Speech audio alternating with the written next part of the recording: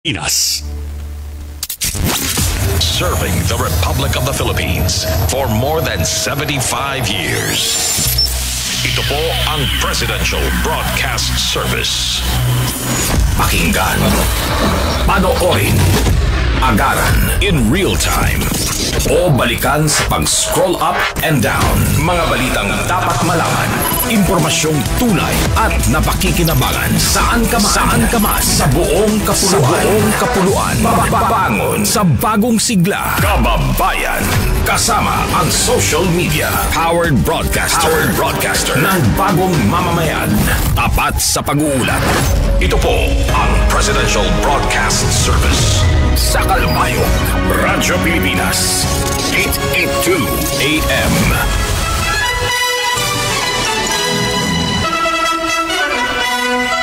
Adi, ang pinakabago ngan labas nga mga notisya sa pangurason. Mga panitabo sa sunod ngan gawas sa natunason. Morning Report. Ngan yan na, Adi, ang iyo tag notisya.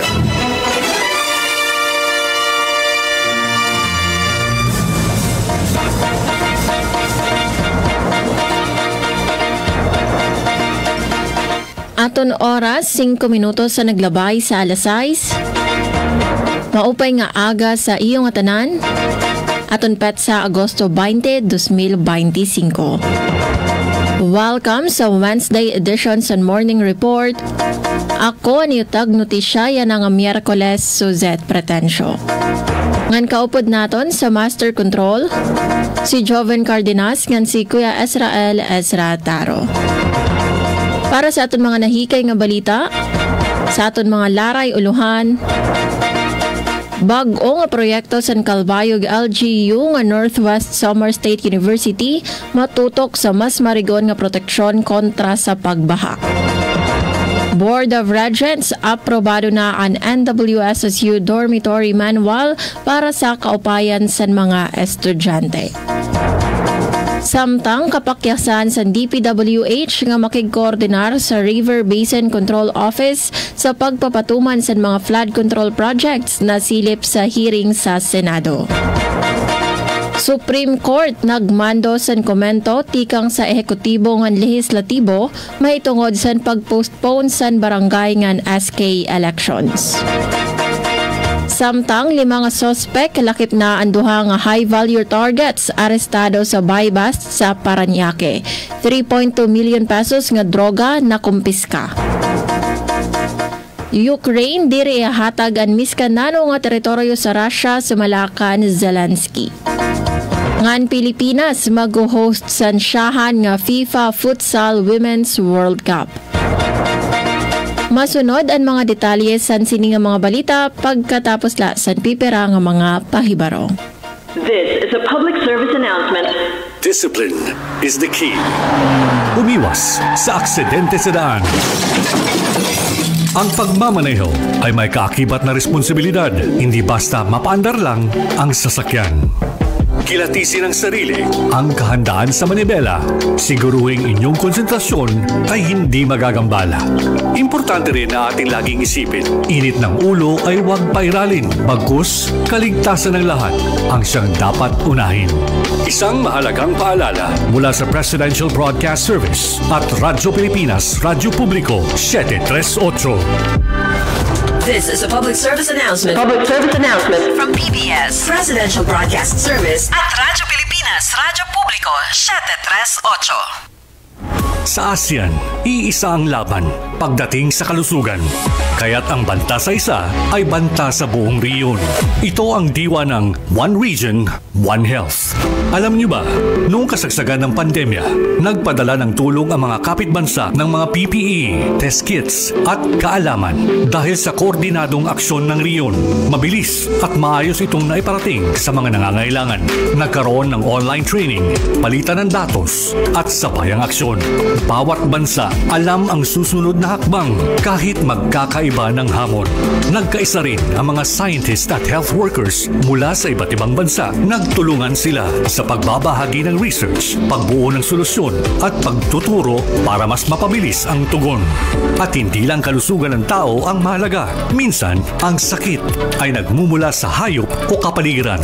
Lahat naramdaman natin yung impact ng COVID sa ating day-to-day living. And sabi nga nila is yung COVID may have come from bats na tumalon sa ibang species and then eventually sa humans. So nagkaroon tayo ng ganung klaseng awareness na ang biodiversity loss, pag nangalaga tayo ng kalikasan natin, it can actually support our efforts to prevent in the long term yung mga zoonotic diseases or mga pandemic. Kaya mahalaga ang kabuuang pagtingin sa kalusugan ng tao, hayop at kalikasan o ang tinatawag na One Health. Isa itong pagtutulungang paraan para sabay-sabay mapangalagaan ang lahat ng ito, lalo na laban sa mga bagong sakit, resistensya sa gamot at epekto ng climate change. Dahil sa ASEAN, mas mabilis ang tulong, mas handa tayo at mas ligtas ang bawat isa sa rehiyon. One Region, One Health.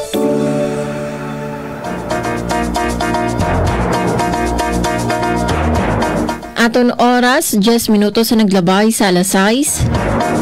Para sa aton lokal nga balita, bag-o nga proyekto sa Calbayog LGU nga Northwest Samar State University matutok sa mas marigon nga proteksyon kontra sa pagbaha.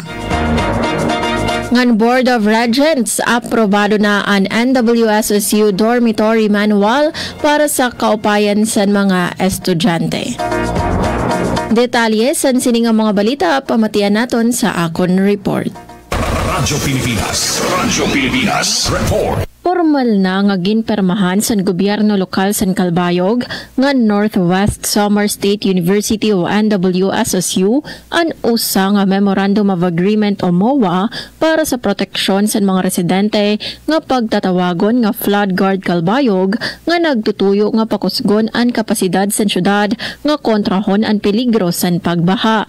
Papamunuan sa universidad ang proyekto gamit ang advanced data science ngan geospatial analysis nga magreresulta sa pagkahibaro sa mga flood-prone barangays nga magsiserbe nga giya sa city planning ngan policy making.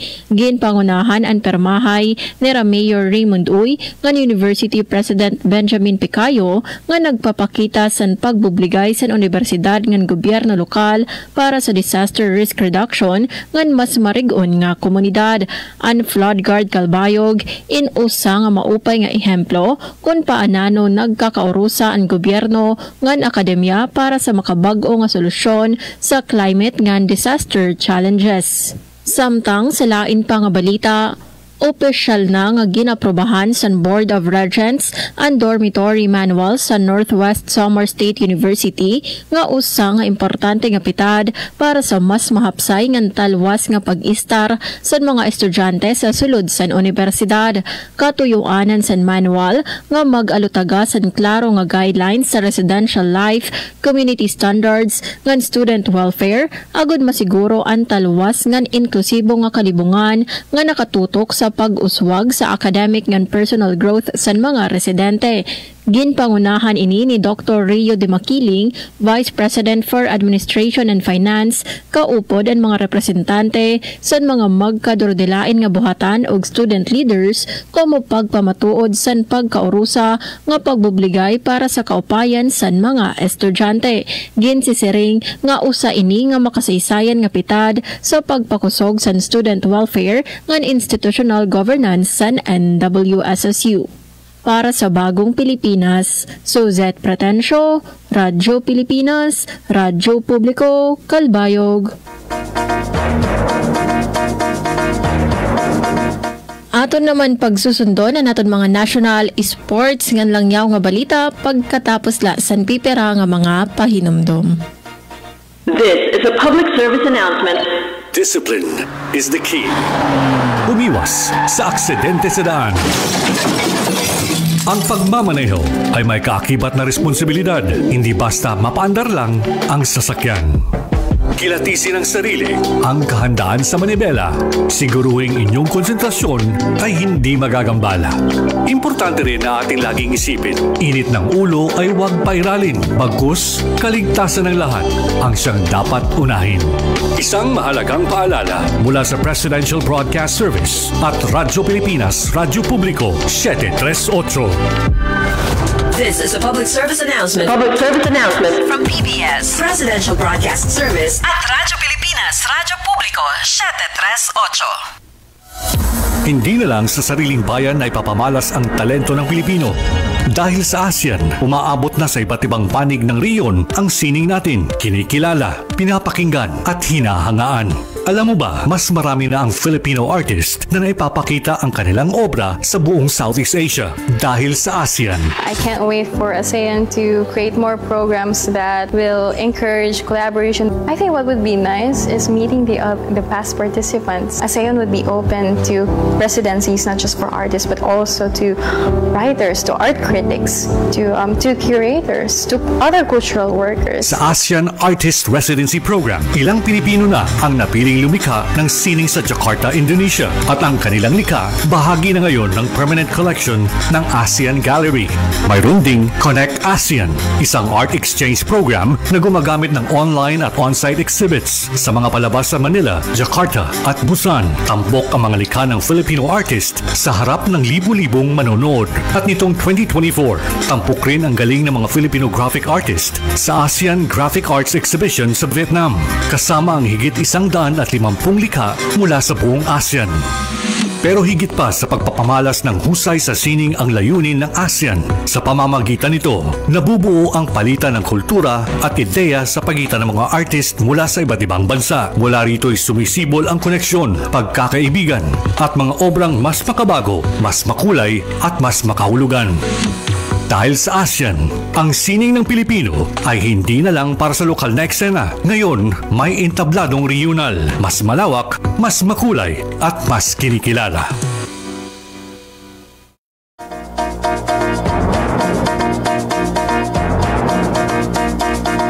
Aton oras, 16 minutos sa naglabay sa alas 6.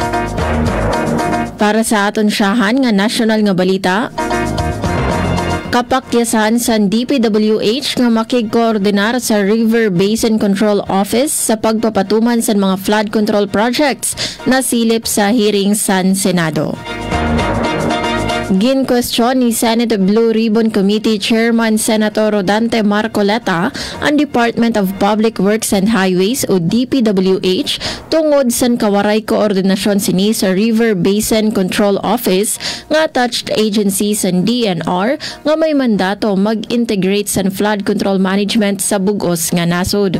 Sa hearing, iginpunto ni Marcoleta nga bisan damo nga River Basin projects ang ginpapatuman sa DPWH, waray gihap klaro nga integrasyon ngan konsultasyon matikang sa River Basin Control Office.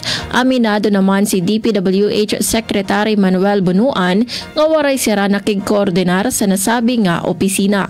Sa masunod nga hearing sa Blue Ribbon Committee, ginlalauman nga pagbabatonon ang personahe sa River Basin Control Office kung kay nano wara sira na coordinate sa DPWH nga iba pa nga ahensya nga may kalabutan sa pagresolba sa baha sa Pilipinas. Supreme Court nagmando san komento tikang sa ehekutibo ngan lehislatibo may tungod san pagpostpone san barangay ngan SK elections. Ginmando san Korte Suprema sa ehekutibo ngan lehislatibo nga magpasa san komento sa petisyon nga nag-aangkon nga kontra-konstitusyonal ang balaod nga nagpostpone san barangay ngan sangguniang kabataan elections ngadto sa Nobyembre 2026. Sumala kan Supreme Court spokesperson Camille Ting, gintagan sa napulo ka adlaw nga non-extendable deadline ang Senado, Kamara, Executive Secretary Lucas Bersamin ngan COMELEC para magpasa sa era komento. Ang eleksyon nga orihinal na katalaan sa Desyembre 1, 2025 ginpostpone pinaagi sa Republika Acta 12232 nga ginpermahan ni Presidente Ferdinand Marcos Jr. sadtong Agosto 13 nga nagtututok nga iliwat sa upat ka tuig nga termino para sa mga opisyales sa barangay ngan SK. Ginhatagan doon sa petisyonaryo nga si election lawyer Romulo Macalintal nga waray igpakita nga supisyente nga importante o compelling nga rason ang balaod para mag-postpone sa eleksyon kontra sa nauna nga desisyon sa Korte Suprema sa tuig 2023.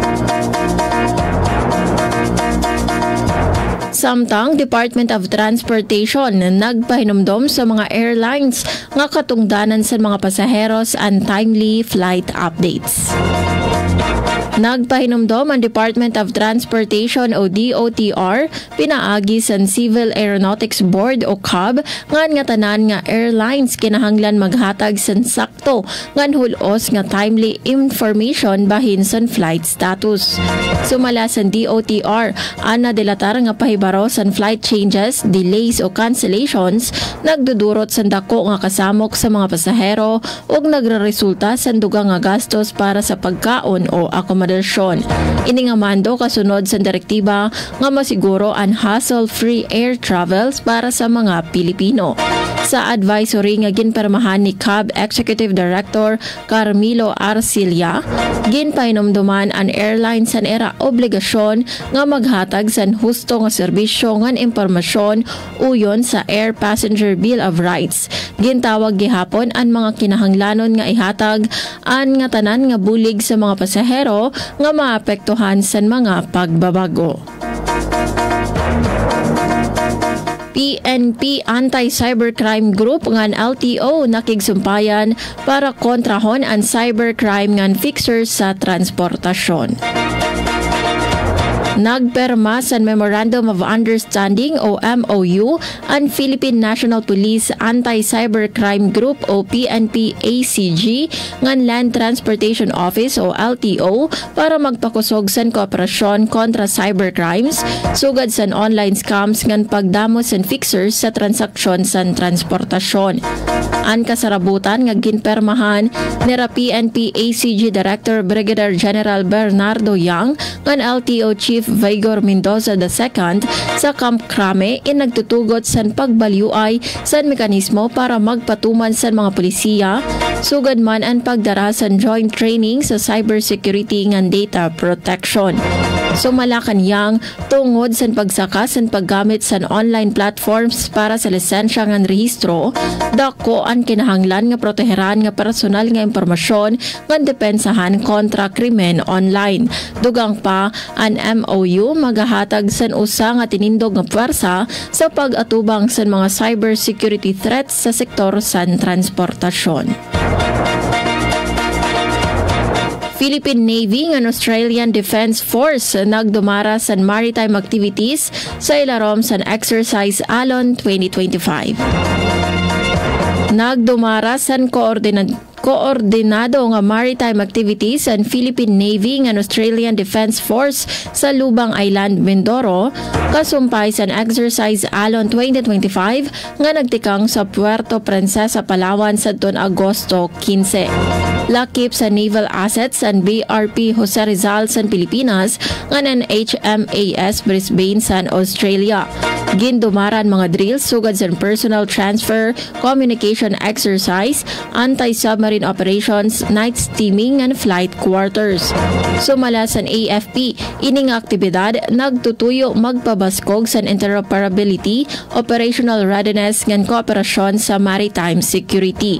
Maabot sa 3,600 nga puwersa tikang sa AFP ngan ADF ang nagpartisipar upod pa ang Royal Canadian Navy ngan US Marine Corps. Magpapadayon ang training tubtob Agosto 29 sa Palawan ngan Luzon. 5 nga sospek lakip ang duha nga high-value targets arestado sa buy-bust sa Parañaque, 3.2 million pesos nga droga na kumpiska. 5 nga sospek upod ang duha nga high-value target individuals ang naaresto sa anti-drug operation sa usa nga condominium sa Barangay Tambo, Parañaque City, kakulop nga adlaw. Sumalakan SPD Acting Director Brigadier General Rande Arceo na kumperskar sa mga operatiba ang 200 ka gramo nga ketamine, 1,000 ka gramo nga marijuana kush, 500 ka gramo nga marijuana leaves, nga 791 nga ecstasy tablets nga nagkakantidad sa 3.2 milyones ka pesos. Nariko poliwat ang buy-bust money, weighing scale, storage box nga cellphone nga ginsususpetsahan gingamit sa illegal drug trade. Iginpahayag ni NCRPO Chief Major General Anthony Aberen nga padayon ang determinasyon sa kapulisan nga maundang ang pagsarang sa illegal nga droga sa NCR. Ang mga nadakop pagsasampahan sa kaso sa ilarom sa RA 9165 o Comprehensive Dangerous Drugs Act of 2002. Para naman sa aton lang yaw nga balita, Ukraine diri ihahatag ang miskanano nga teritoryo sa Russia sumalakan Zelensky.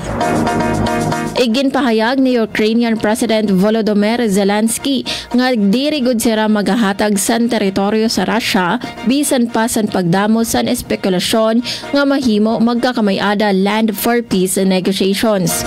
Sa iya pahayag kaupod sa European Commission, ginsaring ni Zelensky nga imposible sa konstitusyon sa Ukraine ang paghibaya san tuna. Iya giginduga nga 12 ka tuig na nga pautro-utro ang kapakyasan sa Russia sa pagsakop sa bugos nga Donbas nga may dako nga papel sa ekonomiya sa nasud. Igin pasabot pa ni Zelensky nga ang issue sa teritoryo angay la pagdiskusyonan sa trilateral talks kaupod ang US ngan Russia pero waray pa bisan nano nga senyales nga matugot ang Kremlin. Sumalakan EU Commission President Ursula von der Leyen klaro ang posisyon sa Europa nga diri pwede mabago ang international nga borders pinaagi sa puwersa. Ini nga pahayag kasunod sa meeting ni Russian President Vladimir Putin ngan US President Donald Trump nga ginsumat nga naglatag san kondisyon si Putin para sa kamurayawan lakip na ang kontrol sa parte sa Eastern Ukraine. Gipero ginklaro ni US Secretary State Marco Rubio nga diri piperito ni Trump si Zelensky nga maghatag san tuna ngadto sa Russia. Para naman sa aton sports balita, Radyo Pilipinas Sports. Pilipinas mag-host sa ansyahan nga FIFA Futsal Women's World Cup. Ginlalauman nga maghihimo sa dakong epekto ang Pilipinas sa pag-host ngan sa inaugurasyon sa pinakauna nga FIFA Futsal Women's World Cup tikang Nobyembre 21 tubtob Disyembre 7 sa Pasig City ngan Victoria City, Negros Occidental. Magpapartisipar ang 16 nga nasod, lakip na ang Spain, Italy, Brazil, Japan, Thailand, Canada ngan Pilipinas. Ang top 2 teams kada grupo maatubang sa knockout phase tubtob sa finals. Sumalakan PFF President John Gutierrez, makuri ang mga powerhouse teams sugad sa Spain, Italy, Brazil ngan Thailand pero competitive ang Pilipinas.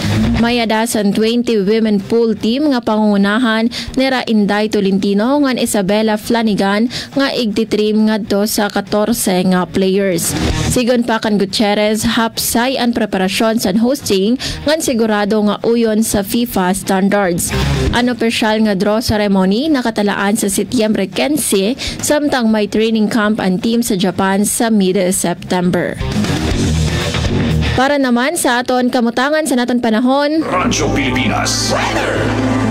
Para sa aton weather update, yan ang kagahon sa Miyerkules. Adi si Lourdes de la Cruz Galicia, aton weather specialist tikang sa DOST Pag-asa Sentral.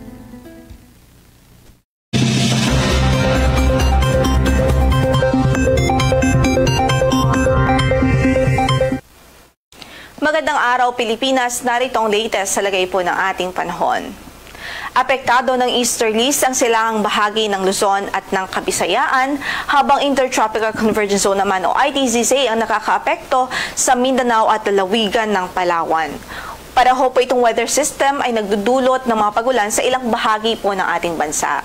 Samantala, update muna sa low pressure area na minomonitor natin. Huling nakita po ang sentro nito sa layong 1,150 kilometers silangan huyan ng Eastern Visayas. So as of now ay nasa labas pa po ito ng ating area of responsibility, but in the next 3 hours o ngayong umaga din ay inaasahan nating papasok po ito ng PAR.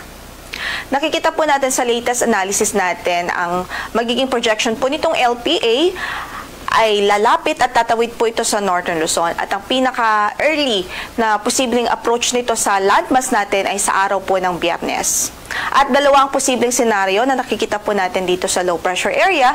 Una, possible po na mabuo ito o ma-develop into a tropical depression bago pa man po ito lumapit sa landmass at bago pa ito tumawid ng ating landmass. And yung second scenario, posible pong mabuo ito after na o pagkatapos po nitong tawirin ang ating kalupaan. Gayunpaman, parehong senaryo inaasahan po natin magdudulot ng mga significant na pagulan sa ilang bahagi ng Luzon. Kaya't magantabay po tayo sa magiging updates ng Pag-asa.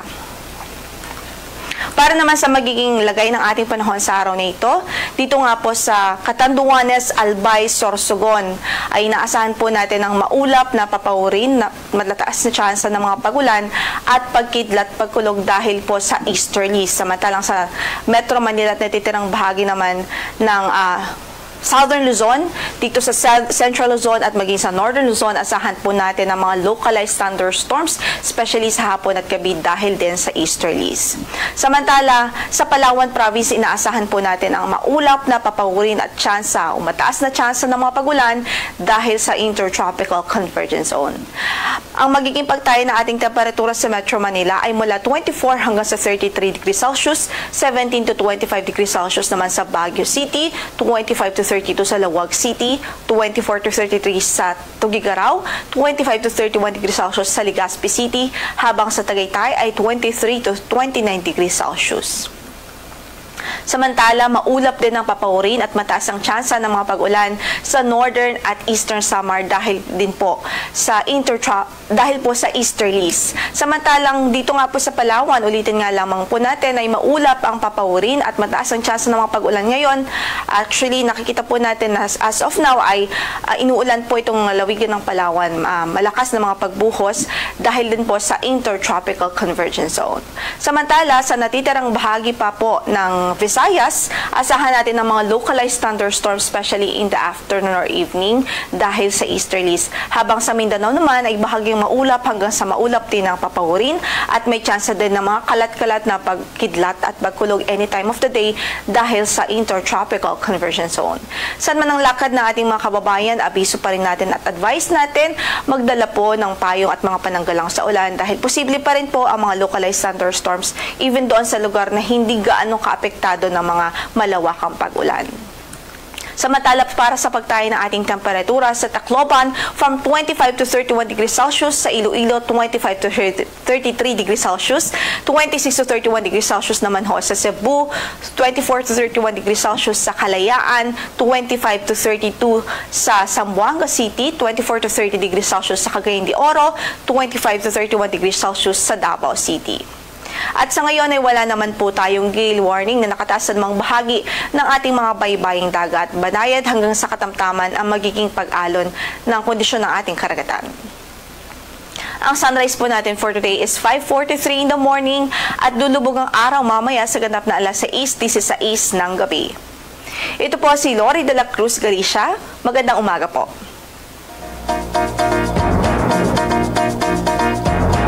Damo nga salamat Miss Loreden de la Cruz Galicia para sa weather update yan ang adlaw sa Miyerkules. Bueno, siya doon kabagusan sa natin mga presko nga balita sa morning report din hila sa 882 kHz DYOG Radyo Pilipinas Radyo Publiko Calbayog. Salamat sa nato nakaupod sa Master Control si Radjoven Cardenas ngan si Kuya Ezrael Ezra Taro. Sa ngaran sa naton acting station manager Hinaro Navilon, ako Troini si Suzette Pretencio iutag notisya sa Wednesday edition sa morning report. Aton oras 33 minutos sa naglabay sa alas 6, maupay nga Miyerkules kan maupay nga agas sa iyo nga tanan.